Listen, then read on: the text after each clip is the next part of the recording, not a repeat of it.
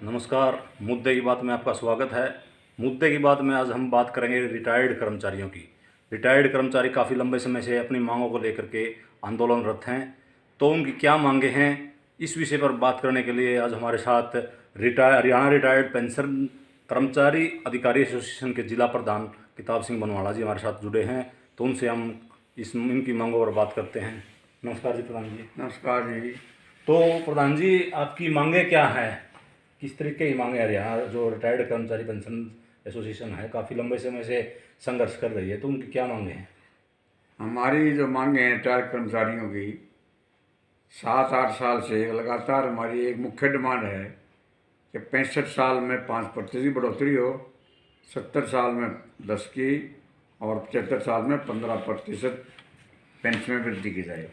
80 साल में पहले से ही 20% की वृद्धि का प्रावधान है। ये जो प्रावधान है 65-70 का, ये हिमाचल में भी है, पंजाब सरकार ने कर रखा है और अभी आंध्र प्रदेश में कर दिया है। तो हरियाणा अलग हुआ था पंजाब से, हिमाचल ने पंजाब से। जब पंजाब हिमाचल में ये सुविधा दे दी है तो हरियाणा सरकार की एक ड्यूटी बनती है कि हम अपने हरियाणा रिटायर्ड कर्मचारियों को भी सुविधा दें, और ये जायज़ है, तर्क संगत है कि 58 साल में रिटायर होते हैं, 7 साल में एक 5 साल की बढ़ोतरी हो जाए। तो अभी आप कितने सालों से ये प्रयास कर रहे हैं, कितने सालों से संघर्ष कर रहे ये हैं? जब से हम हैं संघर्षरत हैं 2014 से। जनवरी 2014 में इस जो हमारा संगठन है इसका गठन हुआ था जी 9-12 जीन में। जी 1000 के लगभग हमारे रिटायर्ड कर्मचारी हुए थे और हमने जनवरी में ही फिर प्रदर्शन किया था, ज्ञापन दिया था, और फिर हम लगातार धरने और प्रदर्शन करते रहे। और मैंने 5 अगस्त को हमने कुरुक्षेत्र में किया था जी लास्ट। वो धरना बहुत ही प्रभावशाली था। उस समय अपने प्रदेश में कांग्रेस की सरकार थी जी और चौधरी भूपेंद्र सिंह हुड्डा यहाँ मुख्यमंत्री थे। जी तो उन्होंने हमारे इस संघर्ष को देखते हुए कि हमारी आवाज़ उनके तक पहुँची और उन्होंने 26 अगस्त को नोटिफिकेशन जारी कर दिया था कि रिटायर्ड कर्मचारी अधिकारियों को 65, 70, 75 पर 5% की वृद्धि दी जाएगी। सरकारी नोटिफिकेशन जारी कर दिया था, लेकिन उस नोटिफिकेशन में उन्हें लिख दिया कि ये 1 नवंबर से लागू होगा। 1 नवंबर कौन से साल से? 1 नवंबर 14 जी अक्टूबर में चुनाव होने थे। जी तो अब पता नहीं उन्होंने किस सोच में किया था। मतलब कहीं ना कहीं चुनाव मुद्दा बनाने के हाँ, लिए चुनावी हो सकता मुद्दा है। कर ले या कहीं न कहीं उनकी नीयत में कोई न कोई जी मतलब स्पष्ट बात नहीं थी। तो अक्टूबर में चुनाव हुए तो अक्टूबर में कांग्रेस सरकार हार गई और ये बीजेपी सरकार सत्ता में आ गई। तो बीजेपी सरकार की सत्ता में आने के बाद आप कभी मुख्यमंत्री से दोबारा मिले, आपकी मांगे रखी? ऐसा है, इस बीजेपी सरकार ने आते ही जी ये हमारा जो नोटिफिकेशन था ये रद्द कर दिया, बगैर किसी बातचीत के, बगैर की सलाह के, बगैर के तर्क के, अपने लेवल पर ही ये समझ करके ये पिछली सरकार ने किया है, ऐसा न हो पिछली सरकार को इसका श्रेय मिल जाए। जी उन्होंने इसको रद्द कर दिया। ये पहली बार हुआ है कि पिछली सरकार की कोई नोटिफिकेशन को की सरकार ने रद्द किया है, पहली बार हुआ था। जी उसके बाद हम 2015 5 अगस्त को हम मुख्यमंत्री से मिले थे और मुख्यमंत्री ने हमारी 4 डिमांड पर यस कर दी थी। जी तो उसके बाद वो फाइल जो है हम कई बार ढूंढते रहे, करते रहे, लेकिन फिर उसके बाद इस सरकार के पंख लग गए। नई सरकार थी, उन्होंने हाँ भर ली, लेकिन उसके बाद हमें वो फाइल ढूंढने नहीं मिली। तो ये दोबारा सरकार सत्ता में आ चुकी है, उसके बाद भी 2015 के बाद 2020 में नहीं, सत्ता में उससे आई, पहले भी, तो उसके बाद भी अभी कभी मिलना हुआ? पहली दौरान में भी, पहली टर्म में भी हमें वित्त मंत्री से और मुख्यमंत्री 3-4 बार तो हमें मुख्यमंत्री महोदय से हमने ज्ञापन दिए हैं, जहाँ पर मिल गया। हमने एक बार यही कस दिया था, हम चंडीगढ़ भी देकर आए थे, वित्त मंत्री से हमने 4-5 बार ज्ञापन दिए थे। अभी आपका 2-3 दिन पहले भी धरना प्रदर्शन था, नहीं, तो उसके बाद भी कुछ सरकारी ना तरफ से कोई ना अभी तक सरकार का कुछ आया नहीं है।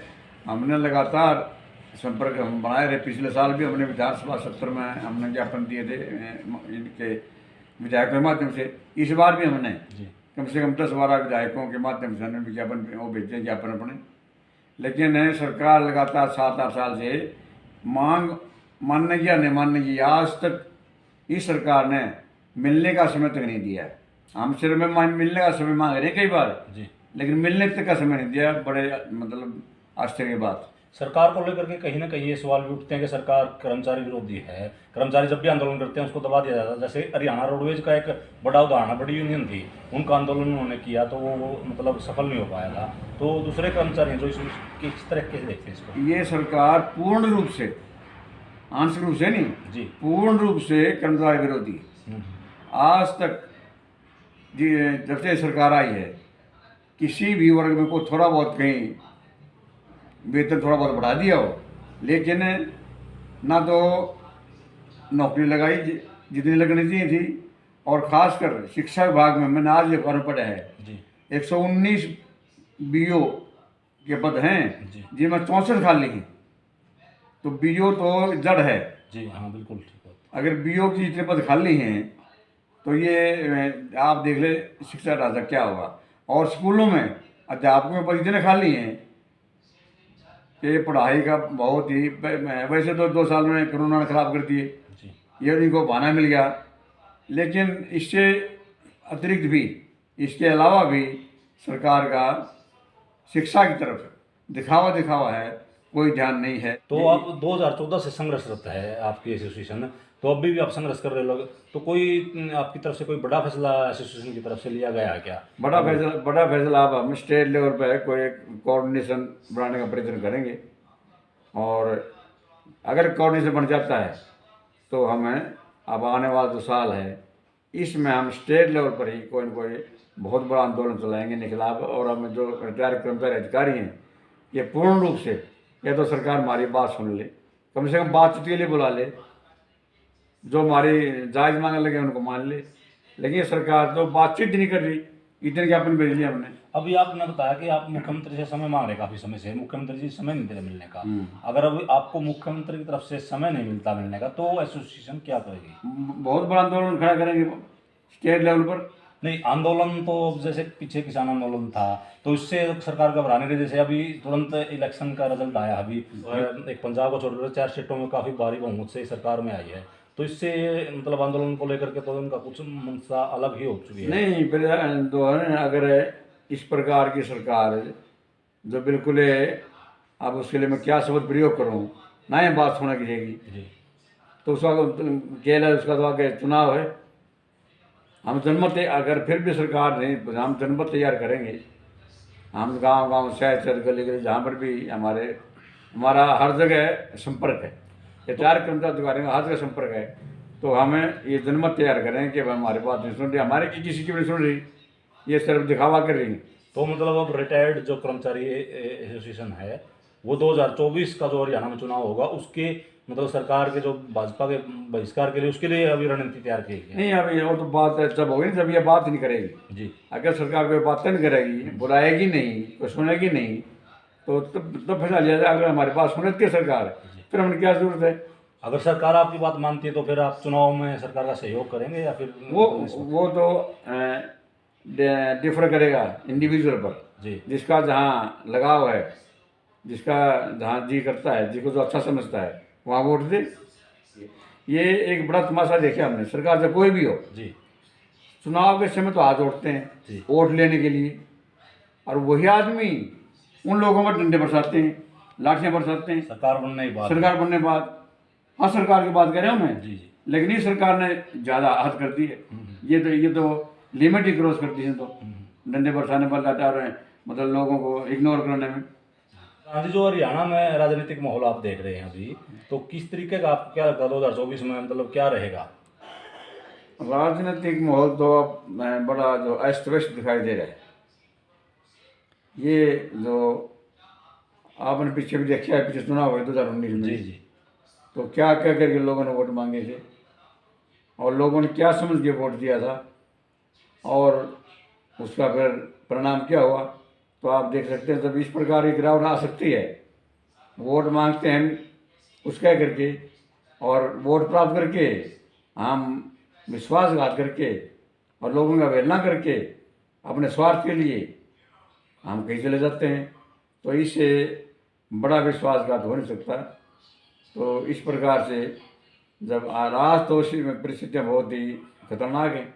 तो प्रधान जी, अब ये आपने कहा कि विश्वासघात सरकार ने कर लिया, चलो सरकार से जनता का अगर विश्वास उठता है तो, लेकिन भाजपा के सामने हरियाणा में दूसरी पार्टी कौन सी कहाँ खड़ी नजर है? इनेलो का वर्चस्व अभी ज़्यादा है नहीं, और कांग्रेस का भी वर्चस्व आपको पता है कि जो परिणाम आए चुनाव के लगभग कम हो चुका है। तो विपक्ष के तौर पर आप किसको देखेंगे? भाजपा तो 2019 में ही लोगों ने नकार दी थी। जी ये तो ये लोगों का दुर्भाग्य है, जनता का, समाज का दुर्भाग्य है कि इसी सरकार बन गई। जी और अब तो जो बात आप कह रहे हो कांग्रेस की, एक कांग्रेस पार्टी ही है जो सभी को इकट्ठा कर सकती है और जो कोई किसी से का पक्षपात नहीं है। ये आज़ादी के बाद देख लो, कांग्रेस सरकार ने सब कुछ किया है। इन्होंने तो बना प्लेटफार्म लिया, बने बनाया प्लेटफार्म को, तो आप कितना वो कर लो। नहीं प्रधान जी, आप कह रहे हैं कांग्रेस पार्टी से भी कोई इकट्ठा कर सकती है, लेकिन आज तो कांग्रेस पार्टी में इतनी फूट देखने को मिल रही है, इनका तो जिला स्तर पर भी संगठन नहीं है। हरियाणा को यही तो कमी नहीं पीछे तो होगी। अगर पीछे संगठन इनका होता जी तो इनकी सरकार आ गई थी, लेकिन अब ये संगठन, अब 2 साल हैं संगठन को तैयार कर लेते हैं, तैयारी कर रहे हैं। मतलब कांग्रेस पार्टी ही इस बीजेपी को हरियाणा में, तो मैं देश की बात नहीं कर रहा जी, हरियाणा में तो कांग्रेस पार्टी ही इसको यहाँ से सत्ताहीन कर सकती है। तो जो जजपा जो है इनेलो से अलग होगा, जजपा पार्टी बनी है, इन्होंने चुनाव में बीजेपी के अगेंस्ट वोट थे और जनता ने भी बीजेपी के अगेंस्ट इनको वोट किया था, तो लेकिन जीत चुनाव के बाद तुरंत ये सत्ता में के लिए तुरंत बीजेपी के साथ समझौता करके, तो भविष्य में इनका भविष्य क्या रहेगा? इनके भविष्य में तो मैं आपको क्या बताऊं, अभी मैंने आपको बताया पहले ही कि इतना बड़ा विश्वासघात आज तक किया नहीं किसी ने जो पिछली बार हुआ है।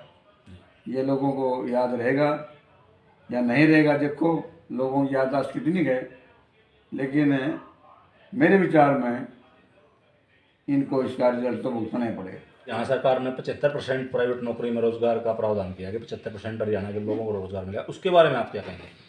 इसके बारे में तो ये जो कानून बनाया है, वैसे तो ये कंट्रोवर्शियल अभी तक तो पता नहीं लागू होगा या नहीं होगा, लेकिन देखने में तो बहुत सुंदर लगता है, ये लोगों को लुभावना लगता है जी लेकिन 75% रोजगार निजी उद्योग में कंपनी वाले बनाए इन्होंने। तो जब तक निजी उद्योग, प्राइवेट उद्योग नहीं होंगे तो रोजगार कहाँ से आएगा? अब तो प्राइवेट जो निजी उद्योग जो हैं फरीदाबाद, गुड़गांव, मानेसर, इससे बाहर तो है नहीं, कोई एक आध हुआ कहीं न कहीं। तो अगर 10,000 की नौकरी के लिए गुड़गांव और मानेसर और फरीदाबाद कौन जाएगा? कोई भी नहीं जाएगा, ये बेच कर देख लो, क्योंकि वहाँ 10,000 रुपये तो मुख्य काम ही कौन चल रहा है एक आदमी का। तो ये जो है मामला, जब तक हर जिले में कम से कम 2 उद्योग ना होंगे बड़े बड़े, तब इसका थोड़ा बहुत लाभ हो सकता है, युवाओं को थोड़ा बहुत नौकरी मिल सकती है। और उसको अब अभी इसमें एक शर्त रखी है कि 30,000 की नौकरी तक आरक्षण रहेगा। ये तो इस प्रदेश के युवाओं का अपमान है, क्या 30,000 के काबिल हैं यहाँ युवा?